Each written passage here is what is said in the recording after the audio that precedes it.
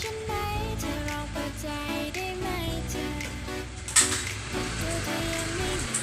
ให้ฉันเป็นแค่คนคุยก็ได้แค่เธอเปิดใจให้ฉันหน่อยตัวฉันยังไม่มีใครคุย